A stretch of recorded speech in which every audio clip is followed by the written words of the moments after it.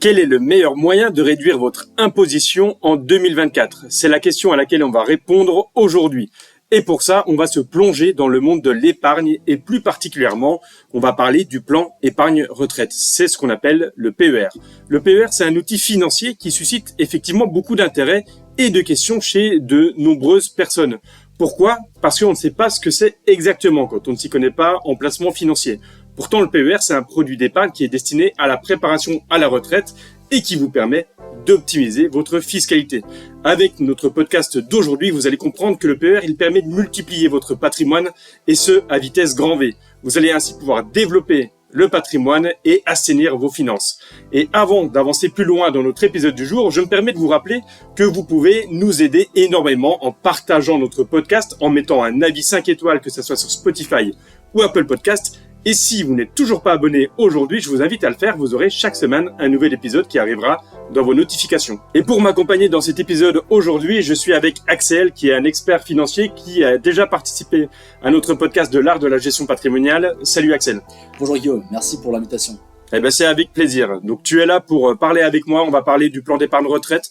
On va parler de ce fameux moyen de réduire la fiscalité pour les Français qui ont une tranche marginale d'imposition qui est importante. On va dérouler les différents points et les différents aspects du plan d'épargne retraite avec bien sûr tous les avantages, mais en présentant également les inconvénients.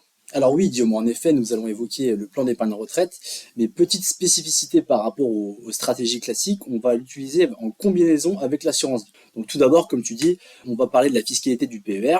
Donc comme vous le savez ou non, quand vous faites des versements sur le PER, le montant que vous versez à l'année est déduit de votre revenu imposable à l'impôt sur le revenu. Imaginons que vous avez une tranche marginale d'imposition à 30%, si vous versez 10 000 euros, ça vous fait une réduction d'impôt de 3 000 euros. Car 10 000 euros viendront en soustraction de votre revenu imposable, qui est imposé à 30%, donc cela fait 3 000 euros. Ce qui permet de réduire sa fiscalité sur l'année en cours. Donc si on a quelqu'un qui vient nous voir, un client potentiel aujourd'hui, qui gagne 50 000 euros, ça veut dire qu'il sera une tranche marginale d'imposition à 30%.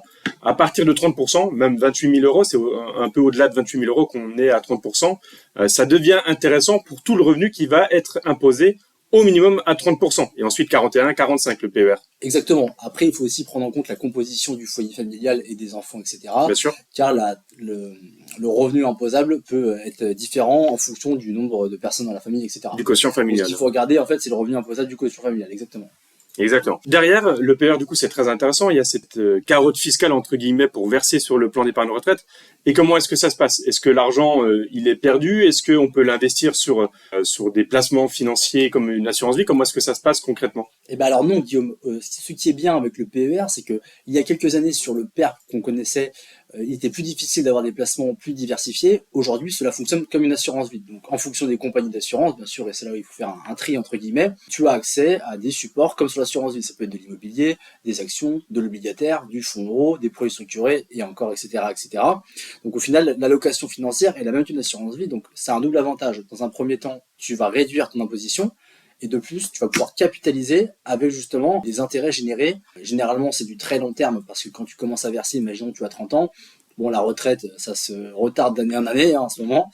Donc, tu as un horizon d'investissement qui est de 30 ans. Donc là, tu as davantage de possibilités pour justement aller chercher des rendements sur des classes d'actifs qui sont à plus long terme, notamment les actions. Et justement, comment est-ce que ça se passe? Si je réalise des gains, j'imagine qu'il y a peut-être une imposition ou c'est vraiment capitalisant et je ne suis pas du tout fiscalisé durant la durée du placement. Exactement, tu n'as aucune imposition en fait tant que tu ne sors pas. On en reparlera par la suite parce qu'il y a des contraintes sur le PER, c'est que tu ne peux pas sortir quand tu veux. En théorie, c'est à la retraite, sauf exception qu'on pourra énoncer, notamment l'acquisition de la résidence principale.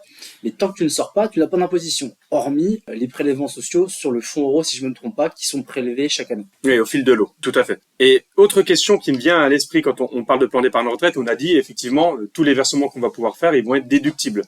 Est-ce que si j'ai vraiment un revenu qui est important et donc une imposition qui est lourde, je peux verser, disons, 300 000 euros sur mon PER pour déduire fiscalement ces 300 000 euros? Alors, si tu as 300 000 euros à verser, ça veut dire que tu as une tranche d'imposition à 45%, donc je t'inviterai effectivement à verser sur ton PER, mais il y a des contraintes. il y a des contraintes en fonction que tu sois un salarié ou que tu sois, on va dire, ce qu'on appelle un chef d'entreprise en TNS, c'est-à-dire travailleur non salarié, gérant majoritaire de la SARL par exemple. Il y a des plafonds qui ont été mis en place. Le plafond, il est de 10% de tes revenus annuels ou alors au minimum de 10% du plafond annuel de la sécurité sociale qui est d'environ 46 000. C'est ça, 46 368 € pour être précis. Exactement. C'est le pass effectivement qui permet à tous les Français du coup de verser, même si on a des revenus seulement de 20 000 €, on pourra verser au moins 10% de ces 46 368 €, ce qui est intéressant. Mais concrètement, ça veut dire que si on prend un exemple chiffré, là pour aller dans le concret pour les gens qui nous écoutent, si on verse 5 000 € sur un plan d'épargne retraite et qu'on a une TMI à 30%, on économise combien à peu près ? 1 500 €, c'est tout simple. Eh C'est ben voilà, 30% du montant versé. Cette fois-ci, on comprend l'intérêt d'aller sur le PER pour l'intérêt fiscal. Mais toi, tu nous as dit également qu'on allait pouvoir capitaliser sur l'enveloppe du PER. Et là, comment est-ce que ça se passe ? Comment le PER se transforme également en placement financier ? Alors, accroche-toi bien, Guillaume, parce qu'il y a une belle série de calculs qui vont arriver. Donc, comme je l'ai dit au préambule, il y aura 2 choses à combiner. Donc, le PER en versement et également l'assurance vie. On va commencer par un cas assez généraliste. Une personne qui a une tranche marginale à 30%, tranche marginale d'imposition à 30%, et qui peut verser environ 500 € par mois, un effort d'épargne. Donc, cette personne-là va verser 500 € par mois. Cela va lui faire un gain d'impôt de 150 €, comme on a dit tout à l'heure, donc c'est 30% du montant. Et ces 150 €, ils vont être versés en parallèle sur une assurance vie. Pour simplifier les choses, on va prendre une hypothèse de rendement de 5% net de frais de gestion du contrat et un horizon d'investissement de 30 ans. Donc une personne par exemple qui commence à 32 ans à s'occuper de sa retraite, et jusqu'à sa retraite à 62 ans, bon ça a évolué, mais on va partir sur 30 ans. Pour le PER, donc versement de 500 € par mois sur 30 ans à 5% de rendement de frais de gestion, on arrive à un capital de 418 564 €. Si on veut clôturer son PER ou le retirer, il faudra enlever la réintégration des versements qu'on a fait. Donc il y a 180 000 € qui ont été versés, donc il faudra les réintégrer à votre tranche marginale d'imposition à la sortie, parce que certes, vous déduisez à l'entrée, mais aussi, forcément, l'État ne va pas faire de cadeau. Vous réintégrez, du coup, à la sortie, ce que vous avez déduit. Donc, vous réintégrez les 180 000 € à 30%, par exemple, ou le taux où vous serez à la retraite, mais généralement 30%, on y est assez rapidement. Ce qui fait une réintégration de 54 000 € à rembourser à l'État. Bien sûr, il faut faire attention à pas tout sortir en un coup. C'est l'avantage du PER, c'est que vous pouvez vous lisser les retraits pour pas faire exploser votre tranche marginale d'imposition. Parce qu'imaginons, vous retirez 180 000 € d'un coup, et votre revenu de référence il va exploser, et là vous arrivez vite à 45%. Donc c'est pas l'intérêt. Donc l'avantage du PER, c'est de pouvoir retirer justement en fractionner, ce qu'on appelle, afin de maîtriser encore une fois son imposition. Donc là, si je résume un peu ce que tu nous présentes, en premier point, c'est que le PER, on déduit fiscalement quand on rentre, mais c'est pas une annulation pure et complète de la fiscalité. Elle sera due, cette fiscalité, sur le capital qu'on a versé quand on ressortira. Et donc, en retraite, on va récupérer l'argent, soit en une ou plusieurs fois, on récupère le capital. Sur ce capital, il rentrera dans notre revenu imposable et sera à nouveau imposé en fonction de notre revenu au moment où on est en retraite. Donc ça, c'est bien à prendre en compte quand on parle de cet exemple. C'est exactement ça, Guillaume. Après, on le verra à la fin de cet échange, tu n'es pas forcément obligé de clôturer ton PER, et on peut voir qu'il y a 2 avantages en complément de l'assurance vie à le maintenir. Alors, en parallèle, sur l'assurance vie, du coup, on va verser 150 € par mois dans les mêmes conditions, c'est-à-dire 5% de rendement sur 30 ans. La valeur du capital au bout de 30 ans, elle sera de 125 500 €. Donc on a versé 54 000. Si on veut vraiment sortir le capital, c'est-à-dire qu'on paye la flat tax, donc les 30%, si la flat tax est encore là dans 30 ans, donc ça, compliqué à dire. Et ces 30%, on est d'accord que c'est les gains là, sur lesquels on va payer. Effectivement, c'est la plus-value. Donc là, tu as versé 54 000 €. Donc la plus-value imposable, elle est de 71 500, ce qui fait une imposition de 21 450, soit un total net de 125 500 moins 21 450, un total de 104 050 €. En résumé, pour 500 € réellement investis, parce que tu as mis certes 650, mais les 150 € investis sur l'assurance vie, tu les as gagnés en impôts, donc techniquement, c'est comme si tu avais vraiment investi 500 €. Sur 30 ans, à la fin, ça te fait un total de 397 000 € net d'impôts. Si tu avais fait un versement en assurance vie classique de 500 € par mois avec les mêmes hypothèses de rendement, tu aurais eu un capital de 346 995 net d'impôts, soit un écart d'environ 50 000 €, soit 15% de plus. Donc là, tu es en train de me dire que juste avec cette stratégie de profiter de l'économie fiscale, non pas pour simplement économiser de l'impôt et avoir un peu plus sur mon compte courant, mais plutôt de se dire que ces 150 € qu'on gagne en versant 500 €, on les place aussi sur un contrat d'assurance vie, on arrive à avoir un gain qui est quand même conséquent du coup sur la période d'investissement. Exactement, là pour le coup ça fait 15% de plus. Et encore, on a tout clôturé. On a payé l'impôt sur l'assurance vie, sur le PER, etc.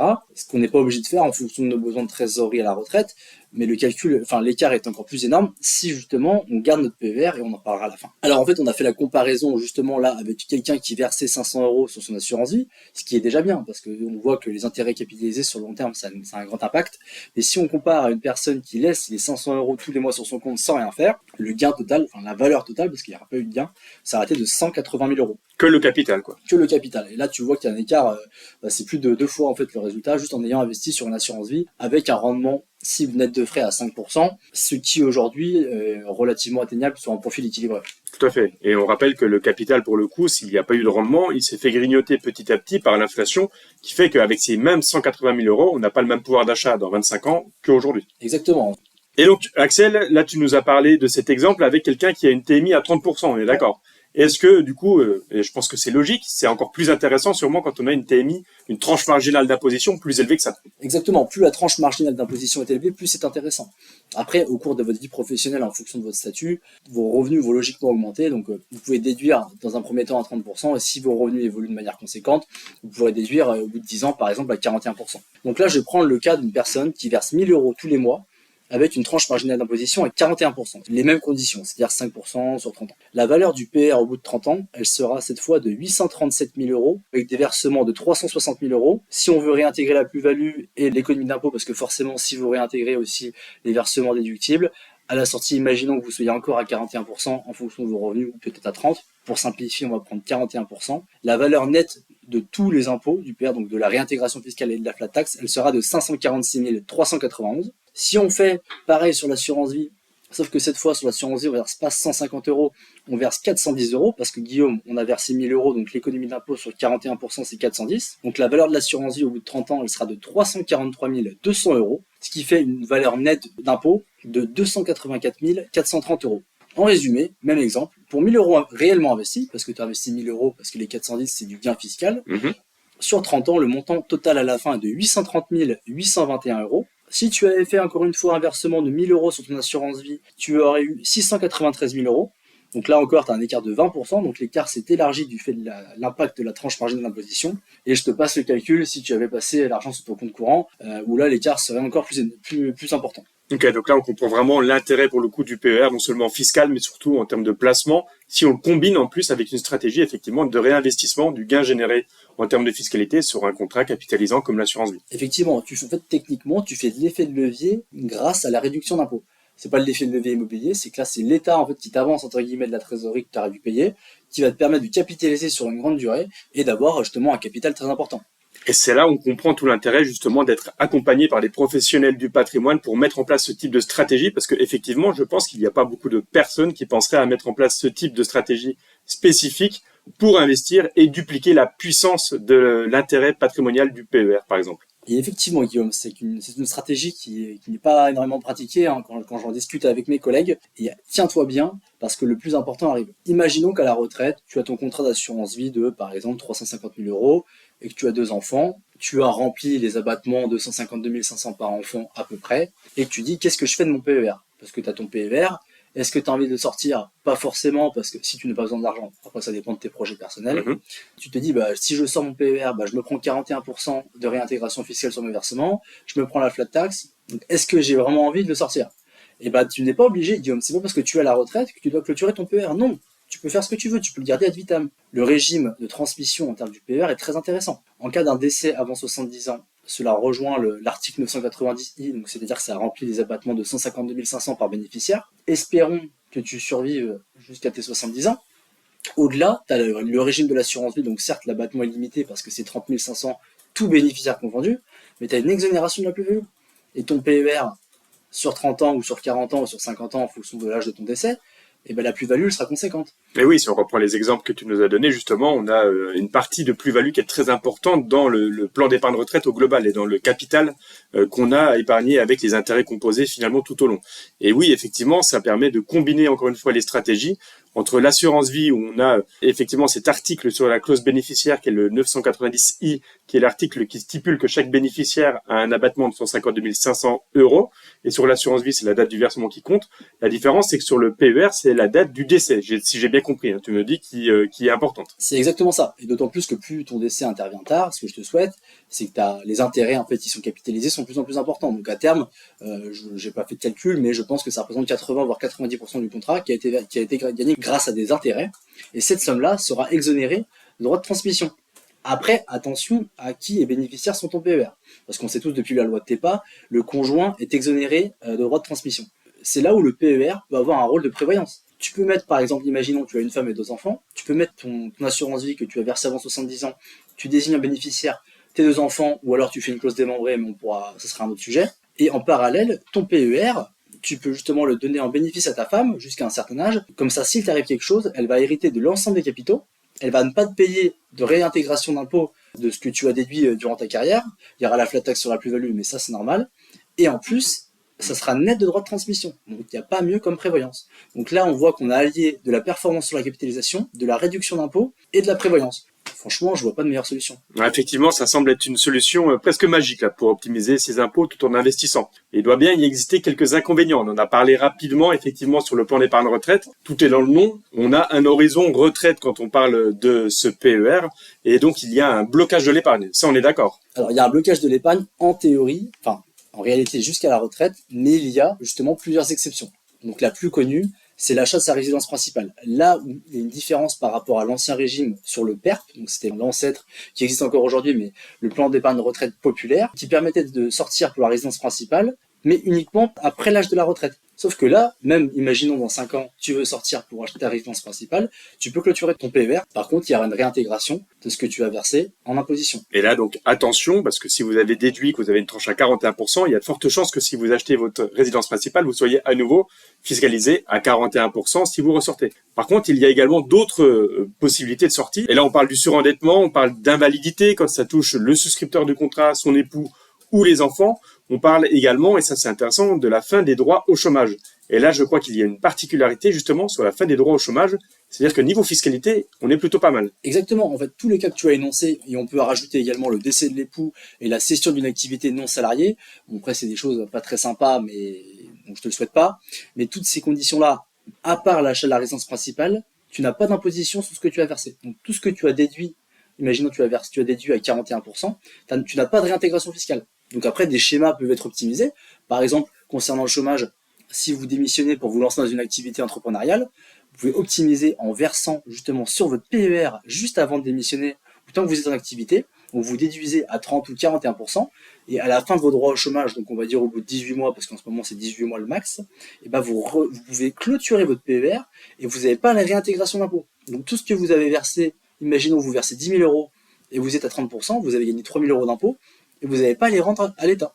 Oui, donc effectivement, là, c'est extrêmement intéressant quand on est, encore une fois, bien accompagné, parce qu'il faut le connaître, ces avantages-là, il faut les connaître, et il faut être accompagné pour savoir quand utiliser la bonne stratégie en fonction d'un même plan d'épargne retraite, parce que, pour le coup, le PER, c'est global, hein, tout le monde peut souscrire, mais il faut avoir en tête les stratégies les plus optimisées pour faire, en plus de ça, un investissement qui ait du sens et faire grossir son patrimoine sur le long terme.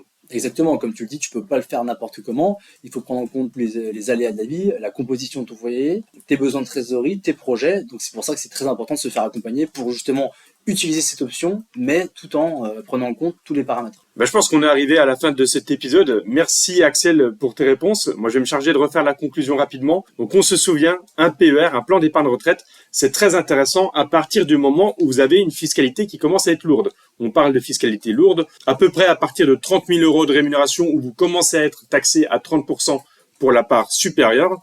Plus vous avez une rémunération qui va augmenter, plus cette taxation va augmenter avec des tranches ensuite à 41 et 45%. Et dans ce cas-là, c'est intéressant pour vous d'utiliser ce plan d'épargne retraite.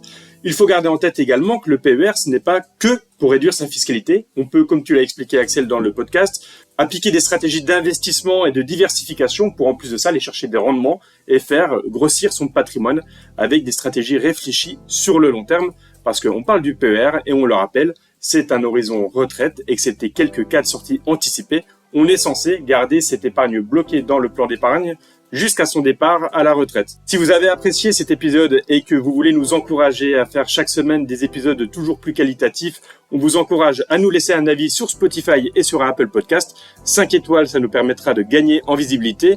Et on vous laisse vous abonner à notre chaîne L'Art de la Gestion Patrimoniale pour avoir chaque semaine un nouvel épisode qui vous sera présenté. Et pour aller plus loin, vous pouvez réécouter notre épisode 51. C'était l'épisode sur comment bien préparer votre retraite qui vous donnera également toutes les clés pour bien préparer cette retraite. Si vous souhaitez prolonger la discussion, alors vous pouvez directement prendre contact avec nous sur notre site bonnetdoyenconseil.com. C'était Guillaume Bonnet et Jérémy Doyen et nous vous remercions pour votre écoute. À bientôt pour un nouvel épisode.